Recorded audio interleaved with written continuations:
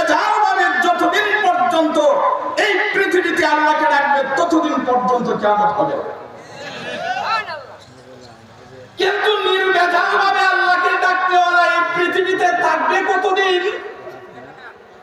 এই পৃথিবীতে আছে যতদিন জামিয়া, মুর্শিদিয়া, দারুল উলুম, মাদ্রাসা, এই সকল মাদ্রাসা নির্ভেজাল ভাবে আল্লাহকে ডাকতেওয়ালা তৈরি করে যতদিন পর্যন্ত এই পৃথিবীতে এই ধরনের মাদ্রাসা থাকবে ততদিন পর্যন্ত নির্ভেজাল ভাবে আল্লাহকে ডাকতেওয়ালা থাকবে, ততদিন আল্লাহ পৃথিবীকে ঠিক রাখবেন।